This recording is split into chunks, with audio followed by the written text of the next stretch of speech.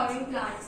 तो इसमें सबसे पहले हमारे पास आ जाता है फिजन। फिजन अब दो टाइप की होती है, that is binary and multiply. तो इसको समझने के लिए हमें पहले इन दोनों का मतलब क्लियर होना इम्पोर्टेंट है। बाइनरी में क्या होता है, बाइनरी में एक सेल डिवाइड होता है। इसके एग्जांपल है अमीबा, जैसे this is structure of amoeba. तो जो ये न्यूक्लियस है ये आगे जाके डिवाइड होगा टू डॉटर सेल में। तो इसमें ये होगा कि ये एक अपने जैसे सेम नहीं बनाएगा बट सिमिलर होगा वो उससे, क्योंकि यहाँ पर जो एक न्यूक्लियस है वो टू डॉटर सेल्स में डिवाइड ही हो रहा है। एंड मल्टीप्लाई में हमारे पास ऐसा नहीं है। मल्टीप्लाई में क्या होगा, जैसे एक सेल है वो हमारे पास डिवाइड होता जाएगा आगे 1 to 2, 2 to 4, 4 to 8, तो ऐसे करते वो डिवाइड होता जाएगा। इसकी एग्जांपल है हमारे पास प्लाज्मोडियम। तो नेक्स्ट टॉपिक हमारे पास आ जाता है फ्रेगमेंटेशन। तो फ्रेगमेंटेशन में क्या होता है, इसमें हमारे पास एक एग्जांपल है that is spirogyra, that is form of algae. तो उसमें क्या होगा,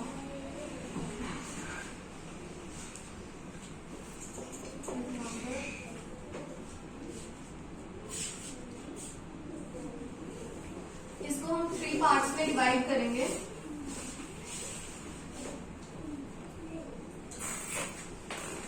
तो अब क्या होगा, ये है हमारे पास स्पाइरोगाइरा। स्पाइरोगाइरा क्या होती है, ये एल्गी की एक फॉर्म होती है, जो कि जैसे एल्गी अगर हम कहीं भी देखें जहां पर पानी स्टैंड कर रहा है तो वहां पर जो एल्गी होती है वो अपनी एक लेयर बना लेती है जो हमें विजिबल होती है बहुत क्लियरली। तो इसमें भी वही सेम चीज है, हमने इसको 3 पार्ट्स में डिवाइड किया है। अब ये जो 3 पार्ट्स डिवाइड होंगे इसकी जो आगे लेयर्स फॉर्म होगी वो एक दूसरे से बिल्कुल भी इंटरलिंक नहीं होगी। ये एक अपनी आगे आगे लेयर बनाता जाएगा, ये एक अपनी आगे आगे लेयर बनाएगा और ये अपनी अलग लेयर। तो वो अपने आप को अपने पेरेंट बॉडी से डिटैच कर लेता है पूरी तरह। नेक्स्ट हमारे पास आ जाता है रीजनरेशन। अब रीजनरेशन और फ्रेगमेंटेशन में बहुत ज्यादा सिमिलैरिटीज हैं। तो क्या होता है रीजनरेशन में, जैसे एक ऑर्गेनिज्म है उसका अगर कोई बॉडी पार्ट कट हो रहा है तो आगे हमारे पास क्या है रीजनरेशन। रीजनरेशन में क्या होता है, जैसे ये एक ऑर्गेनिज्म है, इसका नाम, तो ये आ जाता है हमारे पास रीजनरेशन। रीजनरेशन में क्या होता है कि जैसे ये ऑर्गेनिज्म है प्लानेरिया, तो इसका जो एक बॉडी पार्ट कट होगा वो अपने आप को दोबारा टाइम के साथ सेम टू सेम फॉर्म कर लेगा, उसमें बिल्कुल भी डिफरेंस नहीं होगा। जैसे हमारे पास इसके 3 पार्ट्स होते हैं, तो अगर कभी इसकी टेल कट हो जाती है तो ये अपने आप उसको फॉर्म कर लेता है। तो ऐसे करके जब एक पार्ट कट होता है तो वो अपने आप टाइम के साथ फॉर्म कर जाता है। इसकी एक और एग्जांपल है हमारे पास, दैट इज लिजर्ड की टेल। तो लिजर्ड की जो टेल होती है वो सेम टू सेम दोबारा आ जाती है अगर वो कभी कट हो जाए अकॉर्डिंग टू सिचुएशन। तो नेक्स्ट हमारे पास आ जाता है बडिंग।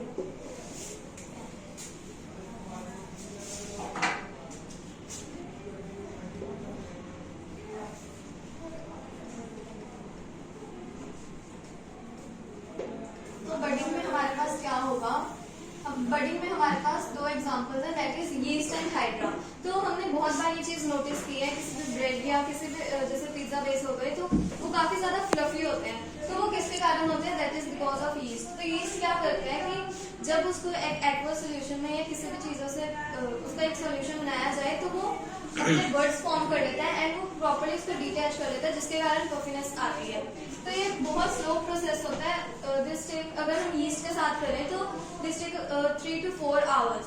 तो क्या होता है कि यहाँ पर बर्ड फॉर्म होने लग जाते हैं पेरेंट बॉडी से अलग, तो पता लग जाता है। और इसकी एक और एग्जांपल है same to same, that is hydra. Hydra भी यही सेम चीज करती है, वो वाटर में करती है। नेक्स्ट हमारे पास है स्पोर फॉर्मेशन।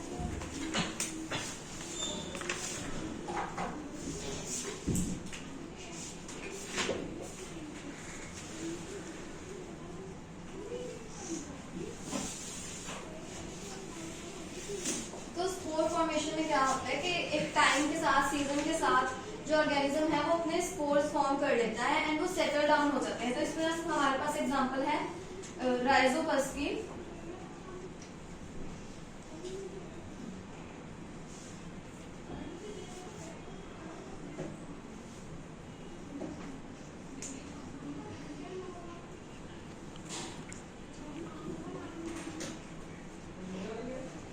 क्या होगा, यहाँ पर हो जाएगा स्पोर्स फॉर्म जब ये मेच्योर होंगे बाहर निकलने के लिए तो क्या होगा, यहाँ से एक ये जो इसकी आउटर है वो निकल जाएगी बाहर एंड ये जो स्पोर्स है वो निकल जाएंगे बाहर। तो यहाँ पर एक फाइबर टाइप ग्रोथ फॉर्मेशन भी होती है। इसी के साथ जब स्पोर फॉर्मेशन काट लेती है तो क्या होता है, यहाँ पर हो जाता है स्पोरेंजियम फॉर्म और ये है हमारे पास स्पोर्स। तो इनमें जो वेकेंट एयर है दैट इज प्रूफ कि अब जो स्पोर्स है वो टाइम के लिए रेडी है बाहर निकलने के लिए। तो ये जो स्पोर्स होते हैं that is a cone like structure. So next topic हमारे पास आ जाता है वेजिटेटिव प्रोपगेशन। तो ये 3 टाइप्स की होती है। फर्स्ट होता है लीफ में जो होता है वो हमारा पार्ट होता है ब्रायोफाइलम में। एनसीईआरटी में सिर्फ यही एक एग्जांपल है जो कि लीफ में हमें बताई गई है। वेजिटेटिव किस में होता है, स्टेम में हमारे पास आ जाता है पोटैटो या रोज एंड फिर हमारे पास आ जाता है स्वीट पोटैटो रूट्स में। तो इसमें क्या होता है, अगर हम एग्जांपल के साथ लें तो पोटैटो में क्या होता है, अगर हम देखें कि पोटैटो टाइम के साथ कोट हो रहा है तो उसके जो स्किन के ऊपर छोटे छोटे पोर्स है वहां से व्हाइट कलर के बड निकलने शुरू हो जाते हैं। That is our vegetative propagation in stem of potato. तो रूट में स्वीट पोटैटो के अगर आप कभी भी रूट्स ध्यान से देखोगे तो उसमें जो आपको छोटे छोटे बड्स दिखेंगे that is example of vegetative propagation in root. तो अब हमारे पास 2 चीजें हैं, ग्राफ्टिंग एंड लेयरिंग। तो ये क्या होता है कि अगर जैसे फॉर एग्जांपल 2 तरीके की रिप्रोडक्शन होती है इन रोजेस। तो अगर आपको आइडेंटिकल बनाना है दैट इज वेरी सिंपल कि रोज अपने आप अपने जैसा आइडेंटिकल फ्लावर प्रोड्यूस कर लेगा। बट अगर आपको चाहिए कि आपको वो वाला कलर का फ्लावर नहीं चाहिए तो आप एक और एक एक्सपेरिमेंट है उससे आप कर सकते हो। तो इसमें हमें क्या करना है, ये फॉर एग्जांपल हमने लिया है ये रेड कलर के रोज की स्टेम है तो और ये हमारे पास है व्हाइट कलर के रोज की स्टेम। अब हम क्या करेंगे, इसमें आएगा पाउडर। पाउडर क्या होता है, पाउडर मैन्युअल होता है जो कि एक बहुत अच्छा नेचुरल फर्टिलाइजर की तरह एक्ट करता है। तो हम यहाँ पे वो लगाएंगे एंड फिर यहाँ पे क्या होगा, एक ट्रांसपेरेंट शीट लगेगी ताकि जो भी माइक्रो ऑर्गेनिजम्स या बैक्टीरिया हैं वो अंदर एंटर ना कर पाए। तब जब आप इसको थोड़े टाइम बाद देखोगे तो यहाँ पर से जो न्यू फ्लावर आएगा that will be of pink colour, वो पिंक रेड और व्हाइट का मिक्सचर होगा। तो ऐसे हम नया एक फ्लावर बना सकते हैं, इसको कह सकते हैं ग्राफ्टिंग। तो हमारे पास एक सेकंड एग्जांपल आती है दैट इज आपने एक रेड कलर की स्टेम ली रोज की। अब आपने क्या किया, यहाँ से एक छोटा सा कट लगाया और यहाँ पर आपकी आ गई व्हाइट कलर के रोज की स्टेम। तो जब आप इसको ऐसे टाई कर दोगे एंड इसके ऊपर लगा दोगे ट्रांसपेरेंट शीट तो भी आपका पिंक फ्लावर प्रोड्यूस हो जाएगा। That is called layering. तो अब आ जाता है अब हमारे पास आ जाता है टिश्यू कल्चर। अब टिश्यू कल्चर जो है वो इस टॉपिक में एक आर्टिफिशियल टेक्निक है जिससे हम एक न्यू फ्लावर या कोई न्यू प्लांट की स्पीशीज प्रोड्यूस कर सकते हैं।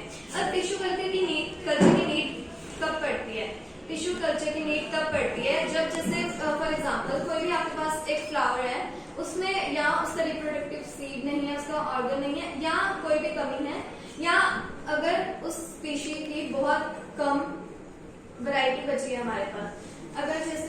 अगर आप किसी स्पीशी को प्रिजर्व करना चाहते हो तो आप ट्राई करोगे कि आप ज्यादा से ज्यादा उसका अच्छे से इस्तेमाल करो ताकि उसकी स्पीशीज एक आगे बढ़ती जाए एंड आप वो स्पीशीज खत्म ना कर पाओ। तो टिश्यू कल्चर में भी हमारे पास सेम चीज है। टिश्यू कल्चर में क्या होगा, हम एक स्लाइड लेंगे उसके ऊपर हमारा जो भी प्लांट जैसे किसी भी फ्लावर का हमने जो जिसके लिए एक आर्टिफिशियल न्यू ऑफस्प्रिंग प्रोड्यूस करना है अगर हम वो लेंगे एंड उस पर स्लाइड में रखेंगे और इसको हम पीडीए में डिप करेंगे। पीडीए क्या होता है, एक न्यूट्रिशन प्रोवाइडेंट होता है जिससे जो हमारा बड है वो अच्छे से ग्रो कर पाए। तो जब आप कुछ टाइम बाद देखोगे तो यहाँ से इसकी रूट्स निकलनी शुरू हो जाएंगी ग्रीन कलर की। फिर आप क्या करोगे कि इसको आप बीओडी में रख दोगे। बीओडी में क्या होगा, ये अच्छे से ग्रो करेगा, इसके आसपास कोई भी बैक्टीरिया माइक्रो ऑर्गेनिजम्स नहीं आएंगे। तो फिर आप इसको एक लिक्विड में ट्रांसफॉर्म कर दोगे जिससे जो आपने जिसका आपने ये बड लिया जो ग्रो करना है आपने एक वो प्लांट बच गया एंड जिससे आपने एक न्यू स्पीशी भी प्रोड्यूस कर ली। So that's it for today.